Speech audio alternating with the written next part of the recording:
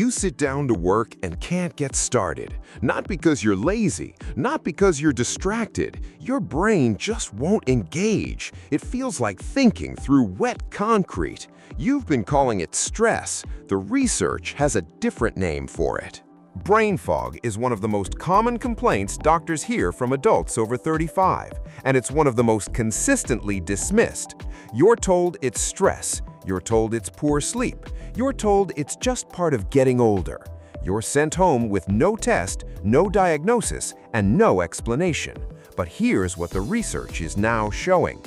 A 2025 study from Yale School of Medicine published in Neurology confirmed that cognitive disability in American adults has risen from 5.3% to 12.7% since 2013. That's more than double in just over a decade. And the researchers noted something critical. The trend began years before COVID-19. Something else was already happening. A 2025 review published in Trends in Neurosciences confirmed what many researchers had suspected for years. Brain fog is not a vague subjective complaint. It is a measurable neurobiological state with specific biological drivers that can be identified, tracked, and, in many cases, reversed. The problem is that most of those drivers are never tested for, not in a standard blood panel, not in a routine checkup, not unless you know exactly what to ask for. My name is Dr. Nathan Cole. This is Hidden Health Protocol. Let's go through exactly what's happening inside your brain when you experience brain fog and what the science actually says you can do about it. Let me start by defining what brain fog actually is, because the term is used so loosely that most people have no idea what it actually describes at the biological level.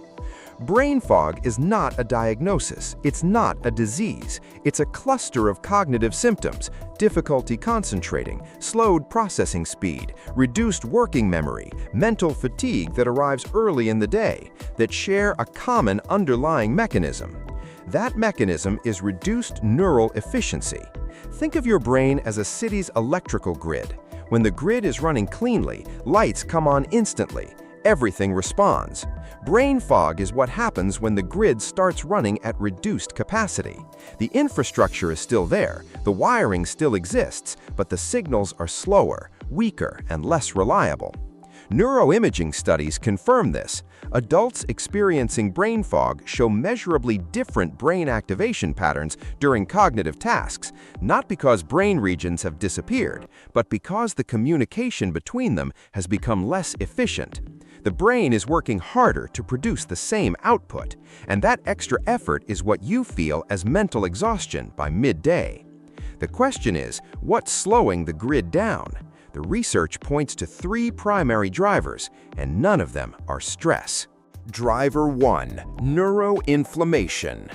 In 2024, researchers at Trinity College Dublin published a landmark study in Nature Neuroscience that identified something that had never been confirmed in humans before: blood-brain barrier disruption in adults with cognitive impairment.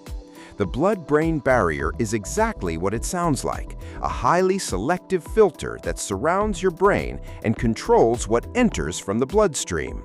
Inflammatory molecules, toxins, pathogens. Under normal conditions, the barrier keeps them out.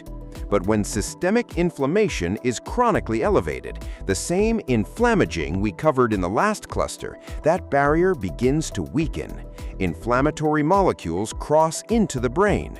The brain's immune cells, called microglia, activate in response, and that activation produces neuroinflammation, inflammation inside the brain itself. Neuroinflammation directly slows neural signal transmission. It disrupts the myelin sheath, the protective coating around neurons that acts like insulation on a wire. Damaged insulation means slower signals. Slower signals mean slower thinking, slower recall, slower processing. This is brain fog at the cellular level, not stress, not attitude, a measurable inflammatory process inside your skull. Driver 2. Gut-brain axis disruption. You've heard us cover the gut extensively in the last cluster. Here's where it connects directly to cognitive function. Your gut and your brain are in constant bidirectional communication through the vagus nerve, through immune signaling, and through the production of neurotransmitter precursors. Approximately 90% of the body's serotonin is produced in the gut. GABA, the primary inhibitory neurotransmitter that regulates anxiety and mental calm, is also produced in significant quantities by gut bacteria. When gut microbiome diversity declines, as it does progressively after 40, serotonin and GABA precursor production drops. The inflammatory signaling that travels from a disrupted gut to the brain increases, and the cognitive consequences are direct and measurable. A 2025 review in MDPI Nutrients confirmed that ultra-processed food consumption, by disrupting the gut microbiome, is now directly linked to measurable cognitive impairment in adults, not through some indirect pathway, through the gut-brain axis. The food destroys the bacteria stop producing the neurotransmitters, the brain runs with less of the compounds it needs to function clearly. Driver 3. Mitochondrial dysfunction in neurons. Your neurons, the cells that think, remember, and communicate, are among the most energy-demanding cells in the human body. They consume approximately 20% of the body's total energy output, despite representing only 2% of body weight. That energy comes from mitochondria, and when mitochondrial function declines, as it does in response to chronic inflammation, gut dysbiosis, and poor sleep, neurons lose their primary fuel supply. The result is exactly what you'd expect when any high-performance system runs low on energy. Performance drops, response time slows, and sustained effort becomes disproportionately exhausting. This is why brain fog feels like a battery problem, because at the cellular level, it is. Here's where this gets actionable. If brain fog has biological drivers, then those drivers are measurable. And if they're measurable, you can track them and track whether interventions are actually working.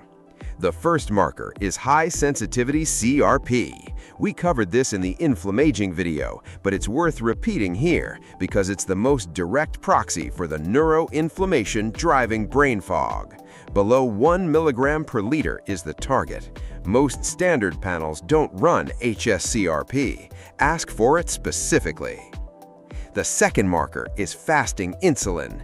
Insulin resistance, where the body's cells stop responding efficiently to insulin, has been directly linked to reduced glucose uptake in the brain. Your neurons run on glucose. When insulin signaling is impaired, the brain's fuel delivery system becomes inefficient. Cognitive sluggishness follows. A fasting insulin above 8 microunits per milliliter is associated with meaningful cognitive performance reduction in the research. The third marker is homocysteine, an amino acid that accumulates when B vitamin metabolism is impaired, particularly B6, B9, and B12. Elevated homocysteine is one of the strongest independent predictors of cognitive decline and brain atrophy in the research. Optimal range below 10 micromoles per liter. Most people have never had it tested. 3 numbers, 3 markers your annual panel almost certainly skipped, and 3 windows into the biological state of your brain right now. So, what does the research say you can actually do to address these 3 drivers? The answers connect directly to everything we've covered across this series, because the biology is the same system. Addressing neuroinflammation means addressing its source, the gut, the diet, the sleep. Everything we covered in Cluster 3 applies here, because the inflammaging that damages the gut lining and enters the bloodstream is the same process that crosses the brain barrier and slows your thinking. You cannot treat brain fog while ignoring gut health. The research does not support that separation.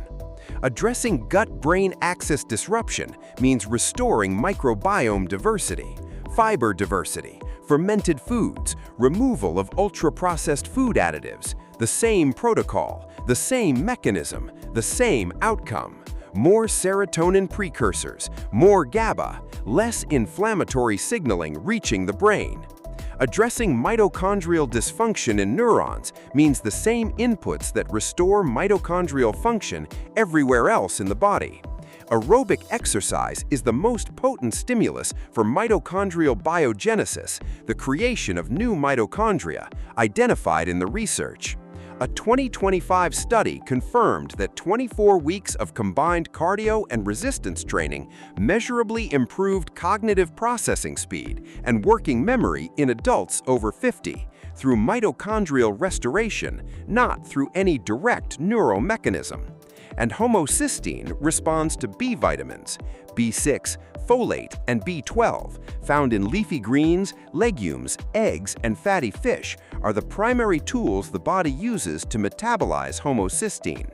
Dietary insufficiency of any of the three drives homocysteine up. Restoration drives it back down. None of this is a supplement list. All of it is a biological system responding to biological inputs. Let me bring this together. Brain fog is not stress, it is not attitude, it is not an inevitable consequence of a busy life. It is a measurable neurobiological state driven by three specific mechanisms: neuroinflammation crossing the blood-brain barrier, gut-brain axis disruption, reducing neurotransmitter production, and mitochondrial dysfunction, leaving neurons running on insufficient fuel. All three are measurable through hs-CRP, fasting insulin, and homocysteine.